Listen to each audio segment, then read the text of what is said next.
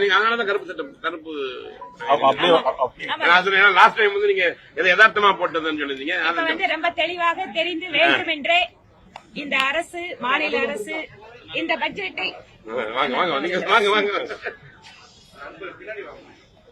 இன்று மாநில அரசினுடைய பட்ஜெட்டை தாக்கல் செய்கிறார்கள். நேற்று இது ஏதோ சாதாரண பத்திரிகை செய்தி அல்ல, அல்லது யாரோ எதிர்க்கட்சிகள் கூறுகின்ற குற்றச்சாட்டு அல்ல. அமலாக்கத்துறை மிக தெளிவாக தங்களுடைய அறிக்கையிலே கிட்டத்தட்ட 1000 கோடி ரூபாய் அளவிற்கு டாஸ்மாக் விற்பனையில் ஊழல் நடந்திருப்பதாக மத்திய அரசாங்கத்தினுடைய ஒரு மிகப்பெரிய அமைப்பு ஒரு அறிக்கை வெளியிட்டிருக்கிறார்கள். அந்த அறிக்கைக்கு பின்பாக மாநில அரசு தொடர்வதற்கான தங்களுடைய தார்மீக உரிமையை இழந்திருக்கிறது. இந்த பட்ஜெட் தாக்கல் பண்றது கூட இந்த அரசாங்கத்துக்கு எந்த விதமான அருகதையும் கிடையாது என்றே பாரதிய ஜனதா கட்சி நினைக்கிறது. 1000 கோடி ரூபாய் ஊழல் மட்டுமல்ல, சட்டம் ஒழுங்கு பிரச்சனை, தங்கள் நிர்வாகத்தின் மீது மக்களுக்கு ஏற்படுத்தி இருக்கக்கூடிய அதிருப்தி மற்றும் கோபத்தை திசை திருப்புவதற்காக ரூபாயினுடைய இந்திய அளவில் ஏற்றுக்கொள்ளப்பட்டிருக்கக்கூடிய ஒரு சின்னத்தை மாற்றி ரூபாய் என்று எழுதி பிரச்சனையை திசை திருப்ப மாநில அரசு முயற்சி செய்கிறார்கள். ஒவ்வொருத்தரும் இந்த நாட்டில் பதவி ஏற்றுக்கும் போது அரசியலமைப்பு சட்டத்தின்படி நடந்து கொள்கிறேன் என்று சொல்லித்தான் அத்தனை பேரும் உறுதிமொழி எடுத்துக் கொள்கிறோம். ஆனால் தேர்ந்தெடுக்கப்பட்ட ஒரு அரசு, நீங்க ரூபாயை ரொம்ப கேஷுவலா நீங்க தமிழ்ல சொல்றோம், எப்பவும் சொல்றோம், வரவேற்கிறோம். நம்ம மொழியில நம்மளோட எல்லா விஷயத்தையும் எழுதணும், படிக்கணும், தாய்மொழியில நம்ம பேசணும். பாரதிய ஜனதா கட்சி தாய்மொழிக்கு மிகுந்த முக்கியத்துவம் கொடுக்கக்கூடிய கட்சி. ஆனால் ஒரு மாநிலத்தினுடைய முதல்வர், நான் ரூபாய் சங்கத்தை போன வருஷம் போட்ட, இந்த வருஷம் நான் மாற்றுகிறேன் என்று வெளிப்படையாக தன்னோட சமூக வலைதளத்தில் ஒரு கருத்தை பதிவிடுகிறார் என்றால் அவர் எடுத்துக்கொண்ட உறுதிமொழியை மீறுகிறார் என்று அர்த்தம்.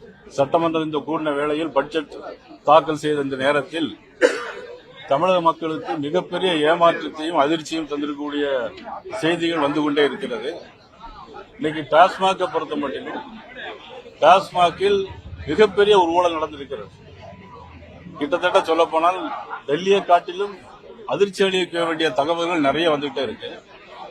ஒரு பாட்டிலுக்கு 10 ரூபா வாங்கியிருக்கிறாங்க, 10 ரூபாயிலிருந்து 30 ரூபா வரைக்கும் வாங்குறாங்க. இது அந்த டாஸ்மாக் உற்பத்தி செய்யக்கூடிய ஃபேக்டரியிலையும் வாங்குறாங்க, பிறகு விற்பனை செய்யக்கூடிய ரீட்டைல் கடைகளிலையும் எல்லாரும் இரவு 10 மணிக்கு மேல இவ்வளவு ரூபா கொடுத்து வாங்கணுங்கிறது அமைச்சர்களுக்கு அந்த மாதிரியான செய்திகள் இங்க வந்திருக்குது. இதெல்லாம் கண்டித்து இது மிகப்பெரிய 1000 கோடி ரூபாய் ஊழல்னு சொல்றாங்க. ஆனா அதையும் தாண்டி இன்னும் என்னெல்லாம் நடக்க போகுது என்பது தெரியவில்லை. ஆகவே அதனை கண்டித்து நாங்கள் இன்றைக்கு பாரதிய ஜனதா கட்சியின் சார்பாக திருமதி வானதி சீனிவாசன் அவர்கள், அண்ணன் திரு காந்தி அவர்கள் இன்னைக்கு நாங்கள் வெளிநடப்பு செய்திருக்கிறோம். எங்களுடைய உறுப்பினர், சட்டமன்ற உறுப்பினர் மதிப்புக்குரிய திருமதி சரஸ்வதி அவர்கள் இன்னைக்கு வரவில்லை. ஆகவே நாங்கள் இன்றைக்கு வெளிநடப்பு செய்திருக்கிறோம். அது மட்டுமல்ல, இன்னைக்கு ரூபாய் சின்னத்தை பொறுத்த மட்டும் ரூபாய் சின்னத்தில் மாற்றம் கொண்டு வர வேண்டும் என்று சொல்லியிருக்கிறாங்க. ஆனா இதெல்லாம் எங்களை பொறுத்த மட்டும் எங்களுடைய கேள்வி என்னன்னா, இதை கொண்டு வரும்போதே ஏன் எதிர்க்கவில்லை? இந்த சின்னத்தை உருவாக்கியது திமுக எம்எல்ஏ திரு தர்மலிங்கத்துடைய மகன் உதயகுமார், உங்களுக்கு எல்லாம் தெரியும். அதை கொண்டு வரும்போதே இதை எதிர்க்கணும். அது மட்டும் ஒரு பதவி பிரமாணம் எடுத்திருக்கும் போது ஒரு மத்திய மாநில அரசு ஒரு பட்ஜெட்ல கொண்டு வரும்போது பதவி பிரமாணம் எடுத்து தான் இதெல்லாம் கொண்டு வராங்க. ஆக இந்திய அரசியல் சாசனத்துக்கு இது எதிரான ஒண்ணு. ஆக இந்த மாதிரி செயல்களில் ஈடுபடுவது என்பது தவறான. ஆக இதையும் கண்டித்து நாங்கள் இன்னைக்கு வெளிநடப்பு செஞ்சிருக்கிறோம். போடுவாங்க, இருந்தாலும் சர்வதேச அளவில் இன்னைக்கு ரூபாய்னா எப்படி தெரியும்? அந்த சிம்பிள் தானே தெரியும். அது செய்ய வேண்டிய அவசியம் இப்ப என்ன வந்திருக்கு? இப்ப ஏதாவது அதனால மாற்றம் கொண்டு வந்தா மக்கள் மனசுல ஏதாவது மாற்றம் வருமா என்ன? இல்லல்ல, இது தேவையா? இப்போ அப்ப கொண்டு வரும்போதே எடுத்துக்க வேண்டியதானே.